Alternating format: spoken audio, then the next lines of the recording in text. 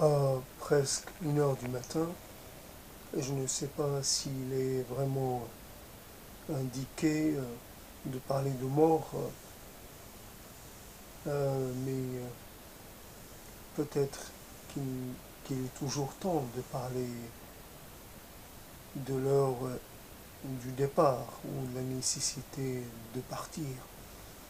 Donc tirer sa révérence, c'est partir sur façon élégante, en faisant ses adieux, sans s'apesantir, sans trop faire de manière. Je vous tire ma révérence, je m'en vais, je sors,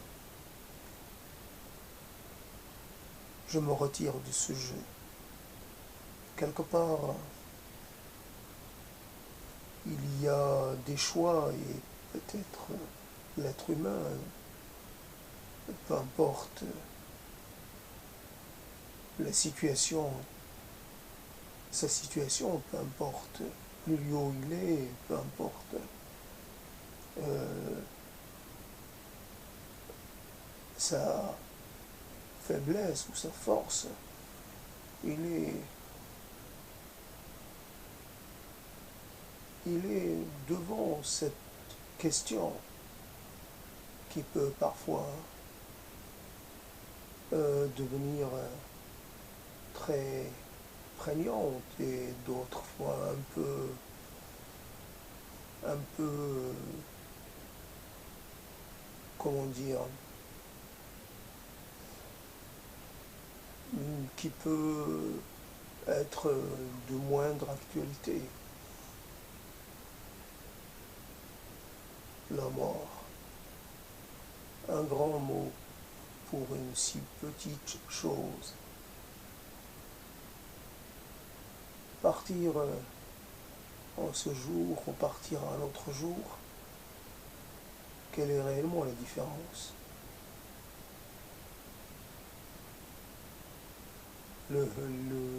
Ce qui est horrible dans l'affaire, c'est que mon départ n'affectera pas le monde et surtout n'affectera personne. Il y a beaucoup de gens qui sont déjà morts socialement, morts à eux-mêmes, morts à leur entourage et morts à ceux qu'ils ont aimés, à ceux qu'ils ont appréciés. Il y a plusieurs façons de mourir.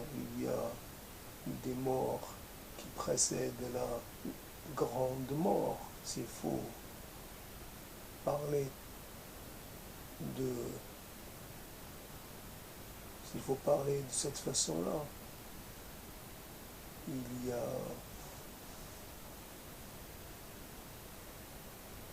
il y a un constat, malheureusement, il peut être pris pour une sorte de lucidité quelque peu pathologique. C'est être lucide un peu sur ses possibilités et sur ses capacités à faire face jusqu'au bout aux, aux difficultés actuelles et à venir. S'il faut rester, devenir le spectateur de sa propre déchéance, assister à ce spectacle navrant d'un déclin qui va en s'amplifiant, quel est l'intérêt, quelle est la leçon, quelle est la morale à tirer d'un tel spectacle? Et je sais bien que par rapport à d'autres qui sont plus dans la difficulté physique ou mentale, plus âgés aussi, mes propos pourraient leur paraître un peu surfait, un peu prématuré. Il pourrait me dire, oh, vous avez encore des années, de belles années à vivre. C'est possible, il pourrait objecter de plusieurs façons. Je sais, moi par contre, d'expérience, que les années à venir, si je suis amené à les vivre, seront encore plus difficiles à supporter et accepter que les années précédentes. J'ai cessé de vivre depuis tellement longtemps et cela ne s'arrange pas, cela ne va qu'en empirant. Alors, pourquoi en parler? Telle est la question. Pourquoi le proclamer? Pourquoi rester au niveau de la parole plutôt que d'aller aux choses, à la réalisation? C'est cela la contradiction. C'est cela le fond du problème. Il y a un désir, malgré tout, il y a quelque chose qui nous rattache à la vie et fait que on veut que ça continue malgré la flagrance du constat, malgré la flagrance de l'impossibilité à vivre. Nous espérons toujours que les jours à venir nous donneront de la motivation, nous donneront de l'énergie pour pouvoir retrouver de l'élan, retrouver de l'envie. Alors, peut-être cela pour démontrer que quelque part je prépare mon testament s'il est possible de parler de ces paroles et de les considérer comme des testaments. Peut-être quelque chose pour montrer, pour expliquer que quelque part je tiens la vie, mais pas à n'importe quel prix. Je tiens la vie, mais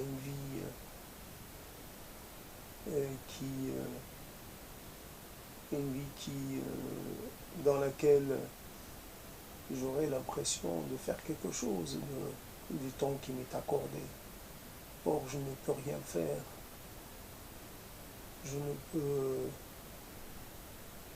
participer à aucune entreprise, à aucun projet. Je suis exclu de toute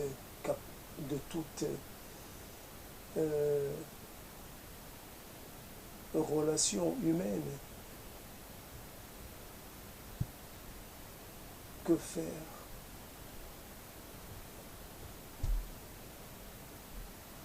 Que faire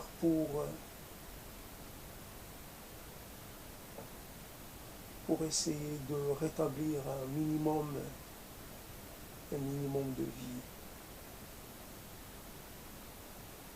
Alors, tirer sa révérence était la seule option possible, la seule chose qui me reste.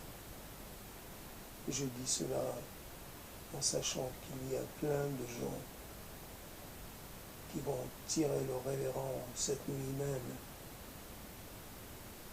et que cela n'intéressera pas grand monde, que les mini-drames ou les drames intimes restent d'une banalité très ordinaire, une banalité affligeante. Tellement de gens meurent volontairement ou involontairement, cela ne s'arrête pas. La mort est vécue avec une certaine passivité. Cela ne nous révolte pas. Cela nous,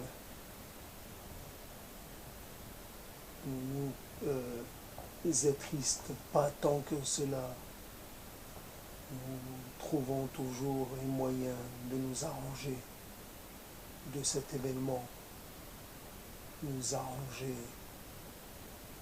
de cette histoire-là. Nous faisons des deuils rapides.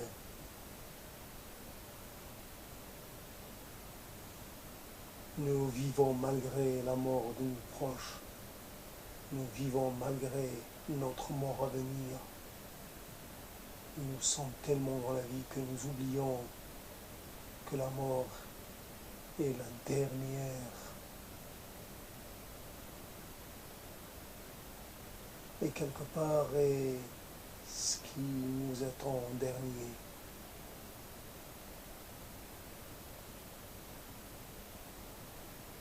Je suis vraiment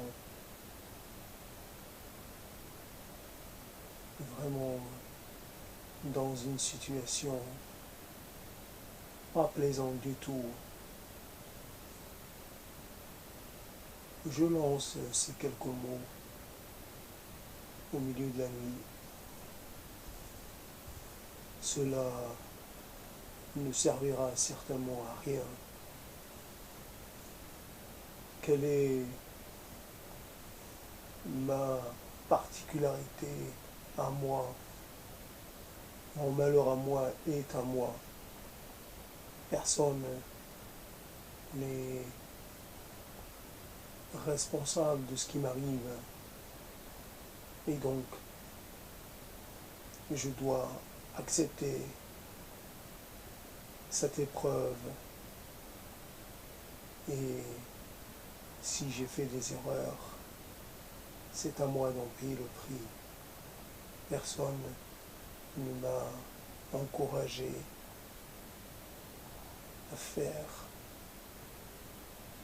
à aller contre mon propre intérêt. C'est moi qui ai choisi cela. Donc, mon malheur est à moi. Et c'est à moi d'y faire face. Telle est la vérité. Chacun est face à lui-même dans les instants durs, dans les instants cruciaux. Personne n'aide vraiment personne.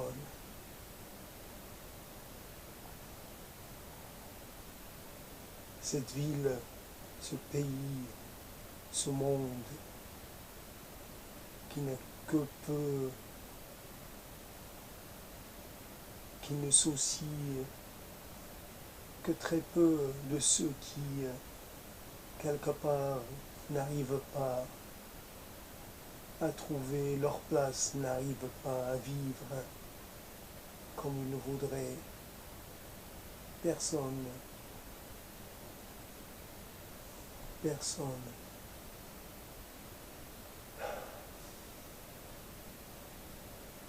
Des mots, encore des mots. La réalité ne change pas. La réalité est toujours là, devant moi.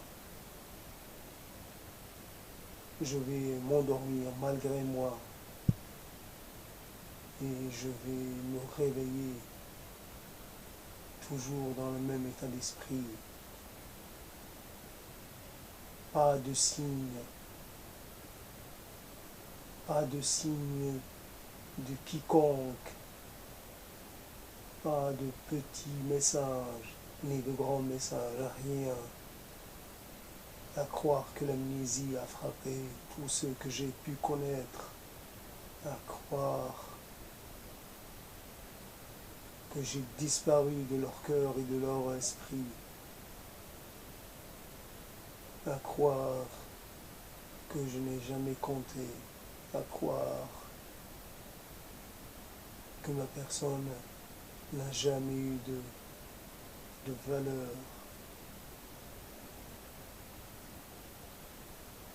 Voilà, la nuit n'est pas réellement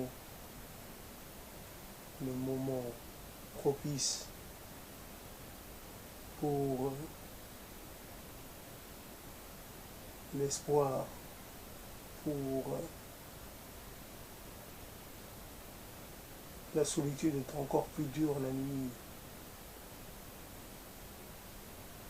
Un lit défait, un grand lit pour moi tout seul,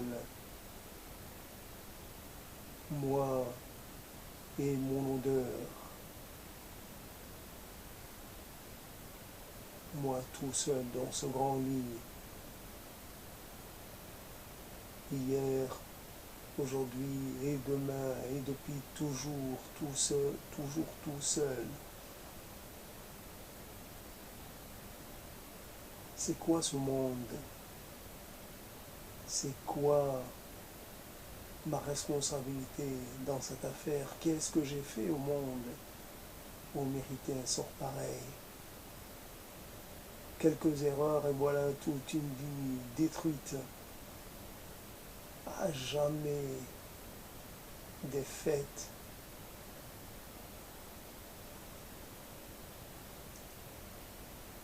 La splendeur de l'échec. Cet échec est tellement énorme et tellement solide qu'il défie toute capacité, toute possibilité de lui échapper.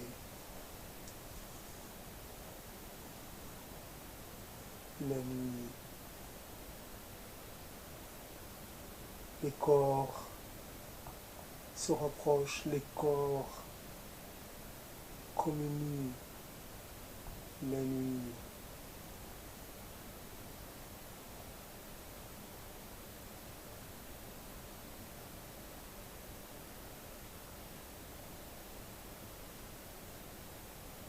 tirer sa révérence, partir, ne plus le dire, le faire,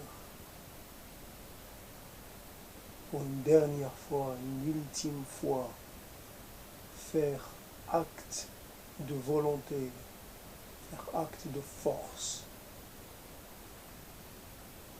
mettre fin à son calvaire,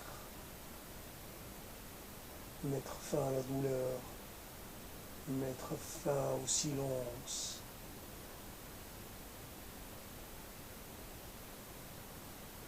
Plutôt le silence de la mort que le silence de la vie, que le silence dans cette pseudo-vie. Ce n'est pas une vie, c'est une absence de vie. Alors autant en finir, autant clore ce chapitre, autant partir, autant s'éclipser, autant disparaître, s'effacer.